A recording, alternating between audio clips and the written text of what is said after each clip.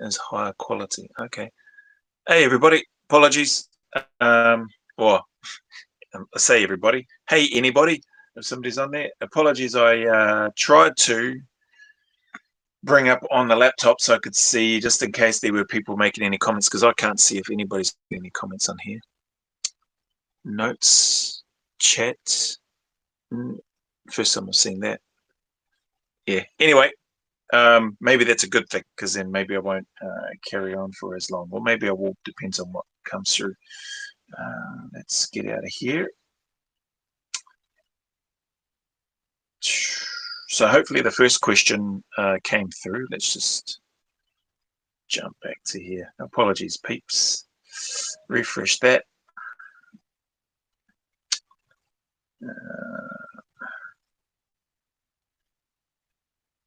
Come on, man. Okay, so maybe, I don't know if is this actually live, this one? Bloody hell. I think we're live on here. It looks like it's live on there. So we will soon, hang on, let's.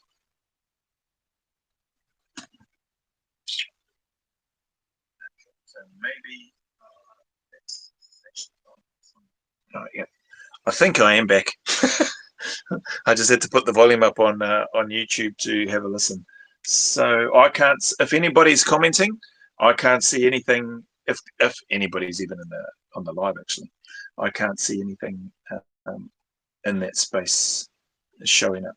So don't think I'm being rude. If there is anybody watching, and or if there is anybody commenting, I'm not. I cannot see any comments from people. Maybe it's because I've got that open in there. Let's try something.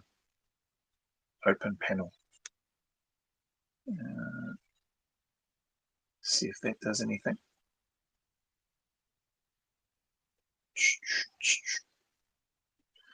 If there is anybody on here, they're probably just looking, laughing, going, bloody hell, this fella going to sort his life out with these live streams or what? One day, trust me. Really.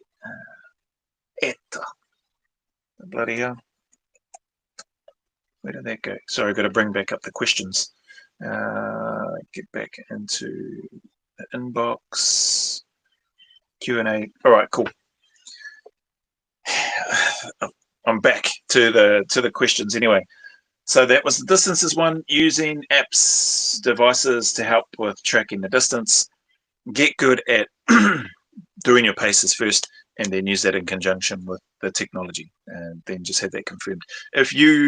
When you check your or when you give your result to yourself at the end of your training session, whatever that is, and you go, yep, cool, I think that was about 12 kilometers, and you pull up your app and it says 7 kilometers, well then you've got some work to do. You need to keep retesting that pacing and distance, because you are unlikely going to have a device or a Garmin or a GPS or a phone when you're on selection to help you gauge how well you're going. So if you're using the device, that's where I think it's probably a good thing, whereby if you're using your device on your build-up training preparation, don't rely solely on that, because it could cause you to come unstuck when you get onto selection. You want to try to get that down, as well as you can. So if you say, I think I've done 12 kilometers as an example, you'd like to think that you're 11 point something, or ballpark, closer to the 12 kilometers. If not 12 kilometers, then ballpark either slightly under, or in terms of what your actual distance is, or you are slightly over in terms of where your actual distance is, well, based on what the application says. Okay, but not several kilometers out of whack with regards to what you think you've covered and what you've actually covered. So that's my recommendation on that tip, for want of a better term. Question 2. If you were to do, man, I get this, people have been saying, what are you doing? Are you preparing for selection again? Blah, blah, blah. No, the answer is no, I'm not. On here, but it doesn't stop people asking, I guess, maybe similar questions. Mind you, this isn't fully about that. No, yeah, that I jumped the gun. Anyway, this one here says, if you were to do selection again, or say in these times, would you do anything differently to what you did in the past? Short answer is no. Or do you think that, well, actually, sorry, your question is if you were to do selection again, so again, no, like back then, or say in these times, then yeah, I probably would, but I'll get to that. Let me just finish reading this. Would you do anything differently to what you did in the past? Or do you think that what you did in the past will see you through in today's selection processes? Interesting question. Yeah, I guess people are always interested. Maybe it's just because of all the grey hair and going, oh, you're older now. Like, well, what are you banging on about? Well, it's not me that keeps bringing it up and banging on about it. People will ask questions, or people in the live that are asking questions, and I guess are curious. I think there's a fella, is it Paul McGowan, I think, saying, I always wanted to ask a person from 2-2 questions, and I was like, bro, I never served in 2-2. I served in the Australian SAS unit. So yeah, but uh, I appreciate the him stopping by to ask questions anyway. So let's get back to this. If you were to do selection again, would you do anything differently? So I'll break your question up. I'm going to sort of cut and paste things into it. No, I wouldn't. I've shared that before. I've answered that question before, actually, too. Several times people have asked that. Would you do anything different? No, I wouldn't. Why? Because it worked. So, yeah, why would I change anything in regards to selection? Not in regards to, some poor decisions that I made. Yeah, of course, there's probably plenty of things I would change. But to do with selection, no, I wouldn't change anything. I wouldn't change, definitely wouldn't change my mindset. I wouldn't change my preparation. I wouldn't change, the anxiety, the nerves, the drive, etc. Like none of it. I wouldn't change any of it. Or say in these times, would I do anything differently? Well, yeah, these times are different. Australia, as an example, they've got a combined selection course. The New Zealand selection, from what I understand, and don't quote me on it, but from what I understand, it's by and large essentially the same. A lot of, well, at least the same structure, but it's a different area to where I was, or to where I did my selection in NZ.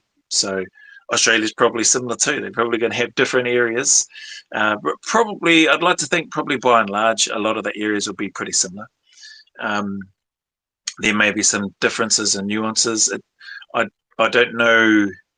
It would likely feel very different to me if I was to do a selection in these days in Australia on a combined selection, because of the fact that you've got people, going for commandos and SASR, bundled into the same selection cohort. And apparently, from what I can tell, one of the reasons was, or one of the rationales was, to try to improve the relationships, between SASR and commandos, because there was, I think, the Brereton report again, that bloody clown, was talking about that there was a friction or a tension or whatever the words were between the two units. Yeah, there was. There likely still is. It's the same between, I would say, between a regular Royal Australian Regiment Army Infantry Battalion and the commandos, and or no different between engineers and Blinken infantry. It's there is, I don't know if friction's the right word, rivalry. There's rivalry between them. The comments, SAS is better than the commandos, or commandos are just as good, if not better than the SAS. I think there's, I think both units have strengths and things that they are particularly good at, and or dare I say better than the other units, and they serve a purpose. Man, they work together. At the end of the day, when the global war on terror happens, or a conflict happens, those units are going to be able to set that rubbish aside, or that rivalry, that banter, and they're going to be bloody brothers in arms to the end, and just go head first and fight the bloody good fight. So I don't understand why you would look to or feel that, you need to combine them so it'll improve. I don't think that does anything. Maybe, you have make some good friends, and some go to SASR, some go to commandos, and you stay good friends or whatever. I can tell you now, those good mates are still going to rip the crap out of each other. the guys in the regiment are going to say, "Oh, unlucky, Ulse, you weren't good enough to come over here to this side," and then vice versa. The commanders are probably going to say the same thing. So it's just, I think it's silly. I think they should have stayed separate. They are separate units at the end of the day. Do they run? Maybe they do. My basic training was a basic all arms, like everybody. Loggies, SIGs, gunners, infantry, engineers, didn't matter what you're doing. Everybody's bundled into the same basic. Then you got separated to do your own core training. So infantry had its own core training, gunners, I assume, had theirs, engineers had their stuff, etc. And that makes sense because you're going into your specialized core or your primary core to get better at doing that thing for your job. The selection, they're different spaces, different culture, some similarities and stuff. And I just don't think there was any need, or that there's any need to combine the two. But anyway, it's above my pay grade and not my concern. So would I do anything differently in these days? Yeah, things that I would do differently in these days for the selection over there would be to do more homework, probably do more swimming, because from what I understand, the swim test is longer, and the tread water in and of itself, I think, is increased from 3 or 5 minutes, whatever it was, to 10 minutes, the tread water. And I'm not sure. I think the swimming distance itself may have increased. So yeah, I'd need to do some homework. I'd need to get an understanding of what the cutoffs are and what the minimum requirements are for me to even have a chance to continue to be allowed to stay on the selection. So that would probably be the primary thing. Just a bit of homework. So maybe a bit more time in a pool as an example. Like, felt like I did enough pool work, and obviously I did, to be able to get through at that time. But would that pool work that I did then be sufficient for the selection now? Probably not. So yeah, there's those little things. Some homework, tweak the training so that I can be better prepared. And then you've got here, in the past, or do you think that what you did in the past will see you through in today's selection processes? I think by and large, a lot of what I did in the past would probably go a long way to helping me. If not pass, still be there at the end. Running and stuff aside, like, obviously I'm not going to do selection and I would have a lot of work to do, particularly in the running department, and probably swimming right now as well. Well, across the board on everything: running, body weight, swimming, pack march. Even though I've been doing predominantly that sort of training for a long period of time, it should hopefully, with a bit more sharpened focus and time and attention, and working towards that, if that was the goal, or if that was something that I was going to do, then I'd like to think that things would, improve from where they are. Anyway, that's my response. Do you think or do you think that what you did in the past will see you through in today's selection process?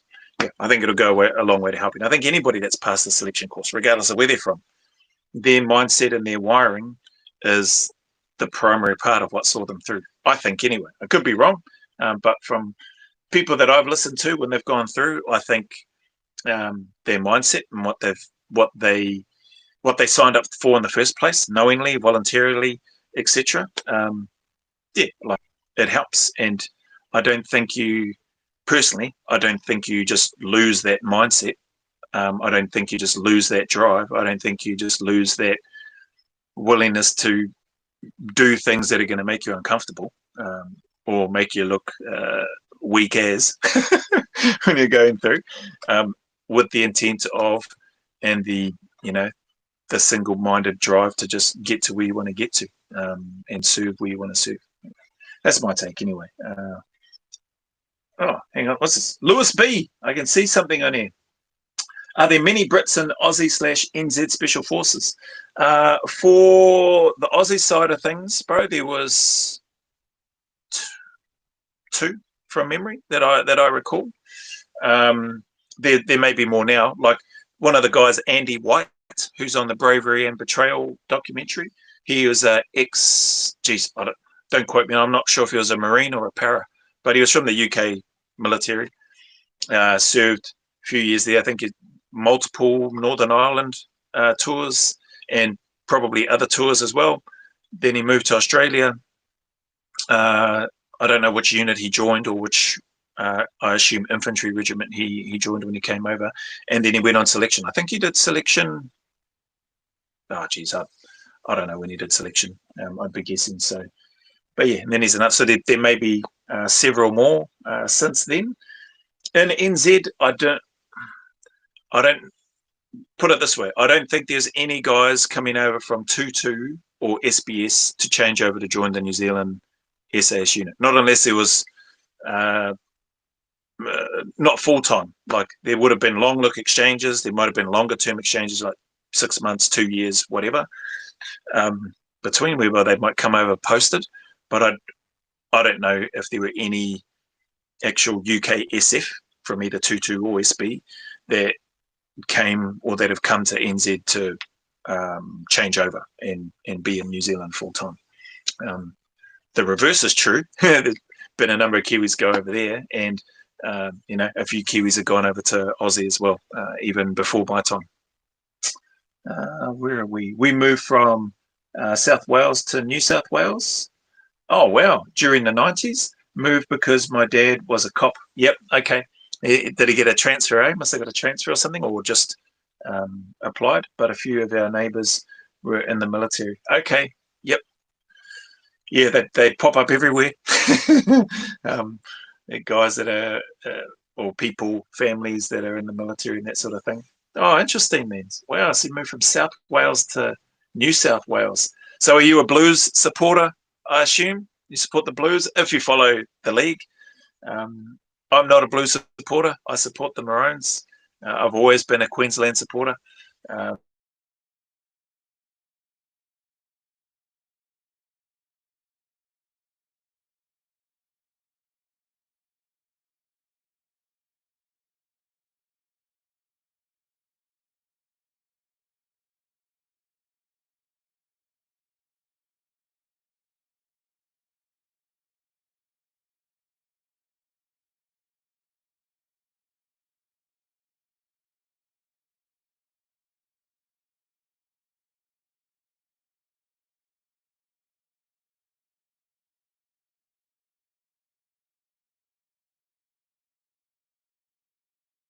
watch them.